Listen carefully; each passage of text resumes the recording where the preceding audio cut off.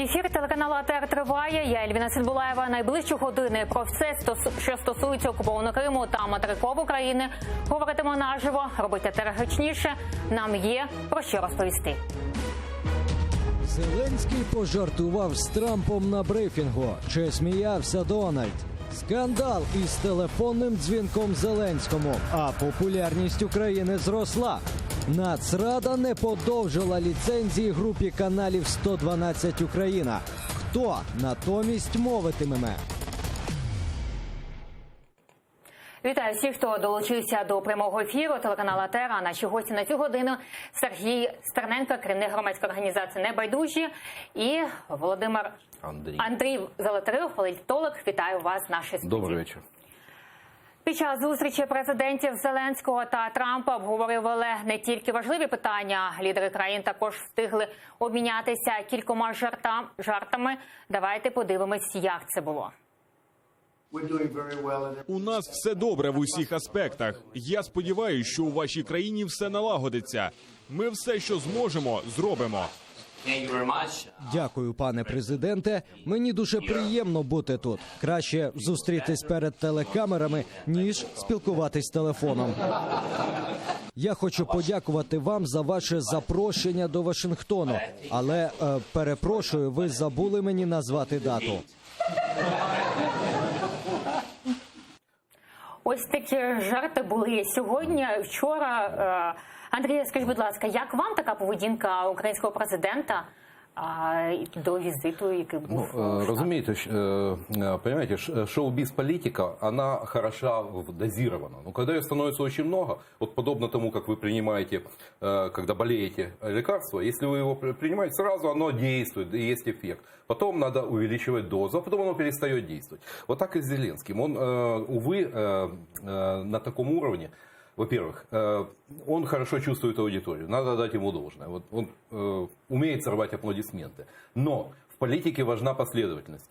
Тем более, что это происходило на фоне опубликованной стенограммы разговора с Трампом. И что увидели журналисты? Очень много несоответствий. То генпрокурор наш оказывается теперь независимый.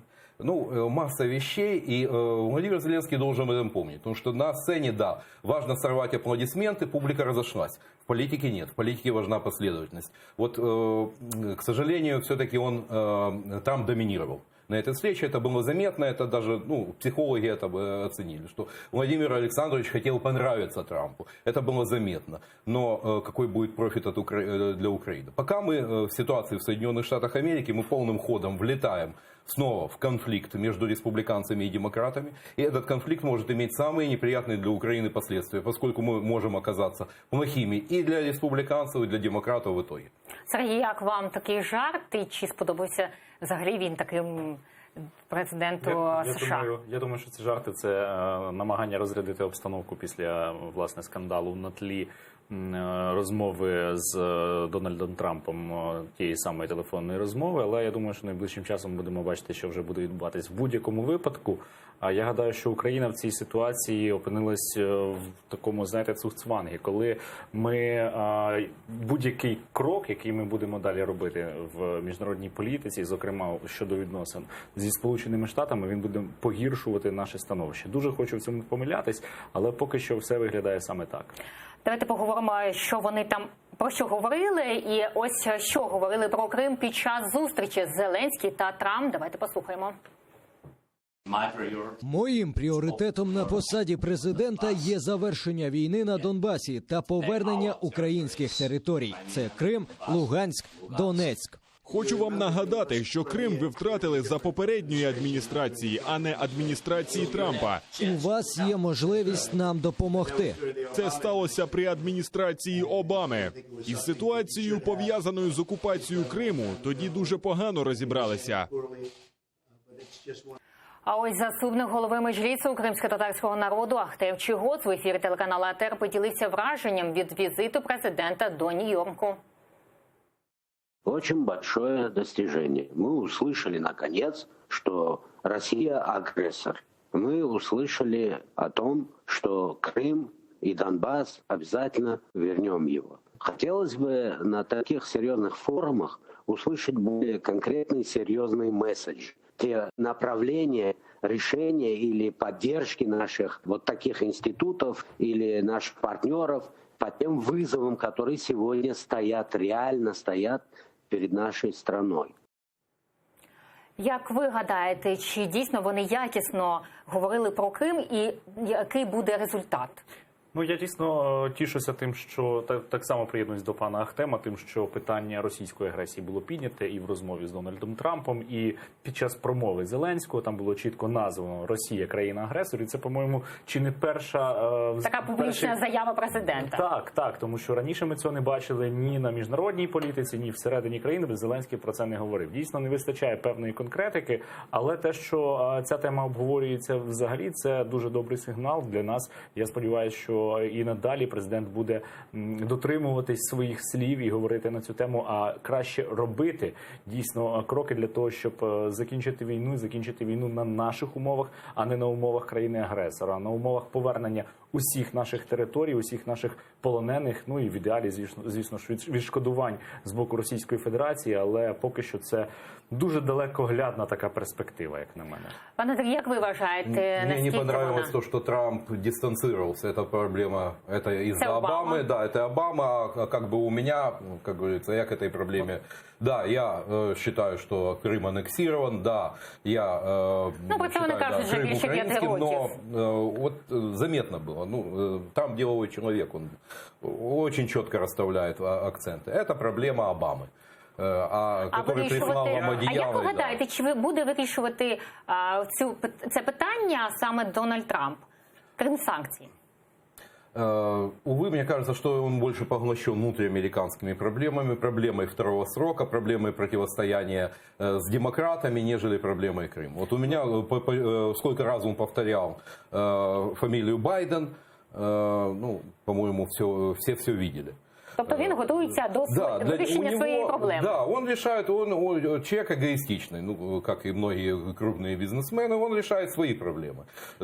Да, он четко артикулировал позицию, но не более. Увы, снова мы слышали, самого моральной поддержки Украины за эти годы немало. Знаєте, я гадаю, що все-таки він говорив про відповідальність Обами в контексті саме внутрішньої політики, і це адресувалось навіть не міжнародній спільноті, а насамперед американським виборцям. Дійсно, в контексті протистояння з демократами це, мабуть, просто був закид в бік демократів, а не дійсно спроба сказати про проблему, назвати речі своїми іменами. Дійсно, дуже шкода, що Трамп, ну, скажімо так, не виявляє великої активності в питанні того, щоб допомогти нам повернути наші окуповані території, частину Донбасу та Криму, але насамперед я гадаю, що нам важливо цими питаннями займатися більш фундаментально, аніж це є наразі, тому що сьогодні є якісь спроби говорити про концепцію повернення окупованих територій Донбасу, але від центральної влади ми взагалі не чуємо, як вона збирається повертати Крим, і чи є якесь у нас бачення, чи є якась стратегія. Треба розуміти, що допоки ми, як держава, Україна, не визначимо з нашою концепцією, не будемо докладати реальних зусиль для деокупації наших територій, нам жоден іноземний партнер не допоможе. Як ви вважаєте, у Зеленського є план деокупації? У меня ощущение, что у него еще нет четкого представления, как ему выпутаться из вот этой растяжки с формулой Штайнмайера, уже не говоря о планах деоккупации. Увы, вот стратегия текущего дня. То есть масло съели, день прошел. Як ви гадаєте, Сергій? Не знаю, в мене недостатньо інформації для того, щоб зараз однозначно відповісти на це питання. Поки що все виглядає так, нібито цього плану немає, але думаю, що в далекостроковій, навіть не в далекостроковій, а в короткостроковій перспективі, в найближчі 2-3 місяці ми вже будемо повністю розуміти, чи є хоча б якісь таємні плани, ну бо публічно ми знаємо, що публічно в нас немає ніяких нібито офіційно затверджених планів, ратифікованих Верховною Радою, або прийнятих Верховною Радою, або публічно озвучених формул саме президентом України, але я думаю, що найближчий час розставить всі крапки над «і». А ось Дональд Трамп сподівається на зустріч Зеленського та Путіна. Вважає, зможуть владнати проблеми. Я справді вірю, що Росія, тому що я дійсно вірю, що президент Путін хотів би щось із цим зробити, що ви зустрінетеся з президентом Путіним і вирішите вашу проблему. Це буде величезне досягнення. Як вважаєте, чи побачимо ми цю зустріч і про які досягнення ми можемо сподіватися? Ну, тут- Які досягнення ми побачимо? Тут був дуже цікавий вираз обличчя Володимира Зеленського в даний момент під час саме озвучення цієї репліки. Але, знаєте, дуже шкода, що Дональд Трамп не говорить ці ж самі речі Володимиру Путіну, коли він з ним зустрічається. Або якщо і говорить, то ми про це нічого не знаємо. Тому що тут ми бачимо так, ніби Трамп, знаєте, молодшому брату каже, що я сподіваюся, ви це Вчить зробите. президента, як робити і що робити. Так. А в контексті розмови взагалі попередньої телефонної це може взагалі виглядати як тиск на президента Зеленського. Але от Трамп не є таким сміливим у питанні відносин з Російською Федерацією. І він не розставляє акценти так, як це мало би бути. Він не каже Володимиру Тоді чому таке Владимиру ставлення Путіну. Трампа до Зеленського? Ну, це цікаве запитання. Андрій, як ви вважаєте? Психологически он чувствует себя сильнее вот в этой ситуации. Ну, вообще Трамп, вот обратите внимание, он очень часто стремится доминировать. Вот в диалоге с собеседниками это не раз отмечали. Ну, видимо, здесь он почувствовал все-таки, что Владимир Зеленский, ну, пока будет, скажем так, как визави чуть-чуть на ступенечку ниже. И вот, ну, как бы вот этот момент, то, что он нам все время во время беседы старался вести тему, доминировать по ходу беседы, это было заметно очень. Ну, знаєте, будучи президентом Сполучених Штатів, взагалі слабко уявляється, що можна виглядати слабким. Ну, Обама не был, да, все-таки Обама был, ну, куда Мягче. да, помягче, да. Это всё. Ми бачили, що Зеленський спілкувався, чули, що з Путіним. А як вважаєте, наскільки ймовірність зустрічі президента країни-агресорки і президента України? Пока я расцениваю такую вероятность минимальную, хотя к такой встрече будут толкать. Увидите дальше и, ну, у Меркель, у Макрона будут более чем прозрачные намеки на необходимость такой встречи. Ну, пока вероятность я вижу минимальной. Я Сергій думаю, що є така вірогідність, але я хотів би інакше поставити питання. Дивіться, в Сполучених Штатах розгорнувся цілий скандал навколо однієї телефонної розмови між президентом Трампом та президентом Зеленським, яка стосувалася, скажімо так, питання тиску на українську правоохоронну систему. Але, скажімо так, знову ж таки, це не найбільша, мабуть, загроза для Сполучених Штатів і для їх національної безпеки. Натомість ми бачимо, що наш президент спілкується періодично з президентом країни-агресора, з Владимиром Путіним, спілкується по телефону, і ми не знаємо взагалі змісту, навіть приблизного змісту розмов з Владимиром Путіним, хоча йдеться про переговори з країною, яка окупувала частину наших територій, яка вбила понад 13 тисяч наших громадян. І ці розмови, вони мають надзвичайно велике значення для нашої національної безпеки. А ми нічого не знаємо про те, який же зміст цих розмов, а що обіцяє Зеленський Путіну, а що Путін обіцяє Зеленському, ну і так далі. І це, як на мене, та історія, коли ми маємо повчитись у американців тому, як потрібно, власне, вибудовувати демократію і ким в цій державній системі має бути президент, що він має бути абсолютно підзвітним своєму народу. Путін поки не зустрівся з українським президентом, а ось Володимир Зеленський вже поспілкувався з міністром зовнішніх справ Росії Сергієм Лавровим. Ось про що розповів наш президент про цю розмову. Пан Лавров підійшов до мене, сказав, що я хочу познайомитись і хочу вам сказати, що ми дуже хочемо, щоб закінчилась війна на Донбасі, і привітав з обміном мене. Тобто була дуже коротка ця розмова. Ми в черзі стояли, він стояв, ну, тут ми були попереду, скажімо. Да, я сказав, так, будь ласка, наша сторона. Ми робимо все, це наша країна, це наша земля. Ви готові? Якщо ви готові, ну добре, давайте закінчимо війну. Віддамо нам наші території, обміняємо людей. Я сказав, я хочу припинити війну на Донбасі. Я хочу зупинити вбивство наших людей, наших військових, наших громадян. А ось очільник МЗС Росії Лавров в інтерв'ю «Комерсанту» відповів, коли відбудеться зустріч у нормандському форматі. Давайте послухаємо.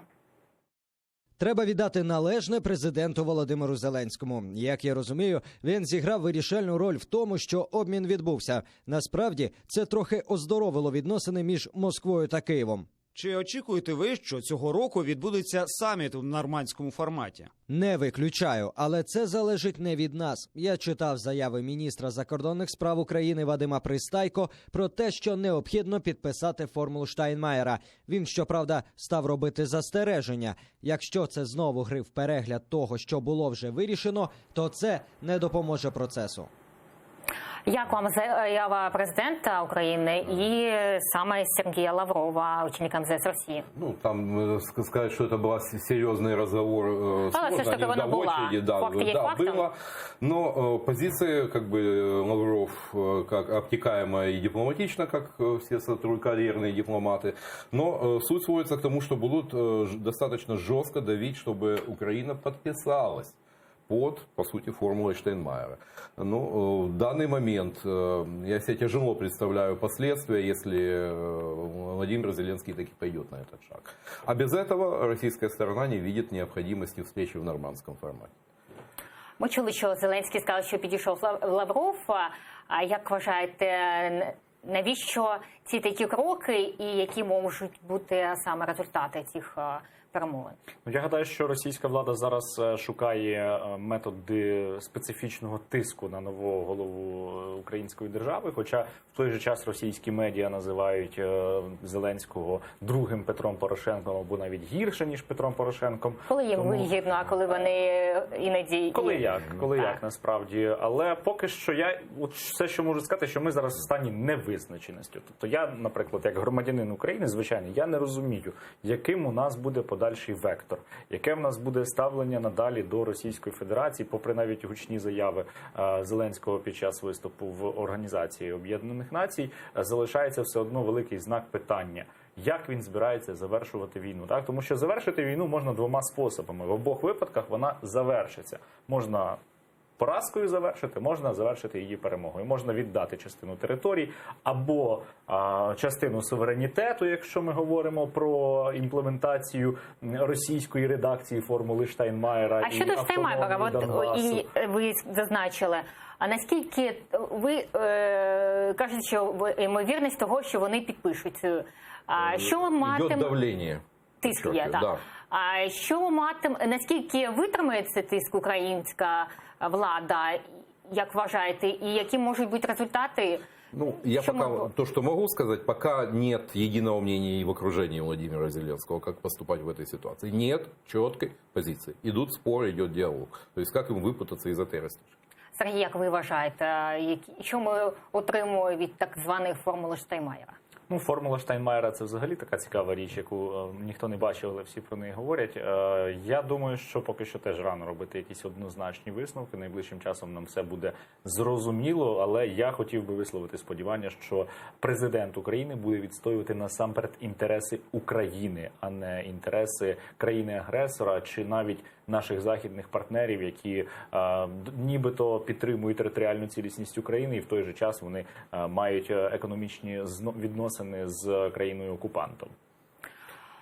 Ось поки ми кажемо про зустріч Зеленського з очільником МЗС Сергієм Лавровим, а ось президент Білорусі Олександр Лукашенко запитали, чи поверне Росія Крим Україні. Давайте подивимось, що він відповів. Крым вернет Россия? Вот знаете, я это не знаю, откровенно говоря, но мне кажется, нет. Мне кажется, нет. Крым, я верю, что вот как говорит президент, это вопрос закрыт, это сегодня и навсегда, это уже говорит аккуратный, спокойный Лавров, все руководство, и это консенсус в российском обществе. Нет такого вопроса, где бы россияне так не поддерживали власть, как по Крыму. Як вам така заява президента Білорусі? Ну, он любит обтекаемо.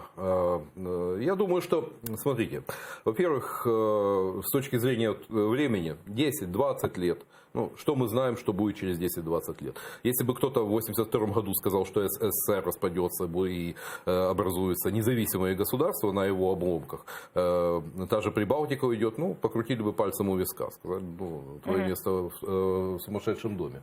Но через 5 лет треснула экономика. И 86-87 год, цены на нефть, война в Афганистане, военные расходы на уровне 8% бюджета, надломился СССР. Через 4 года СССР не стало. Что мы знаем, что будет через 10 лет? Через 20 лет. Да, сегодня действительно есть консенсус. Действительно, Путин заметно, существенно поднял свой рейтинг аншлюсом. Но дальше мы видим, что впереди у России маячат весьма серьезные экономические проблемы. То есть, потемкинские деревни рано или поздно рухнут. И как процессы внутри России отразятся на ее... не вызовет ли это на волну дезинтеграции. Поэтому давайте поживем. На смене еще через 10 лет наверняка вместо Лукашенко будет другой президент Беларуси, будет другой президент России. И уже в новой политической реальности, но важно подчеркивать, Крым – аннексированная Россией территория. А ось такі слова президента Лукашенка в ефірі телеканалу АТР прокоментував Станіслав Шушкевич, голова Верховної Ради Білорусі в 91-94 роках. Давайте послухаємо, що він сказав. Ви ведаеце, ад Лукашенка вы ніколі не пачуеце ніякіх словаў, якія б не падабаліся Путіну. І таму ён абавязаны, інакш ён не будзе Лукашенкам і не будзе тут правіць. Ён абавязаны хваліць Путіна, але рабіць выгляд, што ён шукае нейкую дапамогу і будзе вам тлумачыць, што ён гатовы вам дапамагчы і там, хаця зрабіць ён нічога канкрэтна не можа. Это придатак путінскай палітыкі і, на жаль, ён гандлює і Білорусію, і білоруською незалежністю. Сергій, як ви оціните заяву Лукашенка і саме Шушкевича? Я гадаю, от приєднуюсь до цієї заяви. Гадаю, що ми маємо оцінювати дані висловлювання виключно з позиції того, що Білорусь сьогодні є союзною державою для Російської Федерації. Президент Білорусі є союзником Владимира Путіна, і всі меседжі, які він видає щодо, зокрема, російської агресії по відношенню до України, я впевнений, що вони узгоджені з Кремлем. Але нам своє робить, і насамперед ми маємо підіймати гостро питання повернення наших територій, окупованого Криму та окупованого Донбасу. Але Лукашенко ще приїжджає в Україну і спілкувався з колишнім президентом. Коли потрібно, він каже, що потрібна Україні, коли потрібно, він каже, що потрібна Росія. Як вважаєте, чи його слова впливають на світ, на ситуацию саме для украинцев? Пока Лукашенко достаточно выгодно использует свое такое положение одной ногой здесь, одной ногой там. Чего стоит, заканчивают строительство взлетно-посадочной полосы, новый терминал в Минске как раз за счет того, что пассажиропоток на Москву пошел через Минск. То есть Батько активно это использует. Он иногда делает неприятные для Кремля высказывания, но тут же это компенсирует какими-то другими шагами. Но ничего не делает того, что могло действительно очень сильно обидеть Кремль. Иногда случаются и размовки. Вы помните, лет 5-7 тому назад его мозаичным психопатом называли, но потом все, как говорится, слюбилось, столковалось. Поэтому, судя по всему, он и далее намерен использовать выгоды своего положения, но и он прекрасно понимает, что экономическое более-менее благополучное положение Беларуси целиком и 100% зависит от доброй воли Кремля. Як ви гадаєте, Сергія, теж? Я вже, в принципі, свою думку висловив з приводу пана Лукашенка. І гадаю, що все-таки Кремль йому ближче, ніж Україна, хоча дійсно ситуативно він робить заяви, які були б вигідні йому і в напрямку України, але ніколи це не перетинає, знаєте, якісь червоні лінії в відносинах як з Україною, так і з Російською Федерацією. Проте все-таки я дуже скептично ставлюсь до висловлювання Лукашенка і до політики, яку він запроваджує, тому що, по суті, сьогодні в Білорусі встановлена диктатура, немає фактично реальної опозиції, і вона дійсно дуже сильно залежить від Російської Федерації. Ми маємо намагатись зробити Білорусь союзником нашої країни, але боюсь, що поки там є Лукашенко, це просто неможливо, тому що ми є демократичною країною, а там все-таки є ознаки тоталітаризму. І поговоримо щодо телебачення в Україні. Ось Нацрада з питань телерадіомовлення не продовжила ліцензію групи каналу 112 Україна. Ось як відреагували керівництво телеканалу. Влада злякалася об'єктивної інформації, але ми не боїмось доносити правду до наших глядачів. І ми продовжимо це робити сьогодні, завтра і завжди. Ми залишаємось в ефірі, ми залишаємось в інтернеті. Ми цінуємо довіру наших глядачів і читачів. Ми продовжуємо працювати. Як вам таке рішення Нацради? Знаете, во-первых, состав Нацрады это достался Зеленскому в наследство от Порошенко, но вопрос в другом, потому что подается это как наезд на свободу слова. На самом деле, там специфическое понимание свободы слова. Там есть стоп-листы, в которых есть, допустим, неугодные, то есть эксперты, которым не нравится Медведчук, они на канал не попадают. Эксперты, которым не нравится Левочкин, на канал 112 News One не попадают. Поэтому это свобода слова специфически понимаемая товарищем Бенкендорфом, там, Пиховшиком, кто у них там еще рулит информационной политикой. Да, это наезд на Медведчука. Да, команда Зеленского достаточно нервно воспринимает то, что Медведчук сконцентрировал 40% информационного вещания в своем медиапуле. То, что это достаточно мощное информационное оружие, видели по прошедшей президентской и парламентской кампании. И, собственно, с этим еще в ходе парламентской кампании, с общения с представителями окружения Зеленского, было понятно, что этого терпеть они не будут.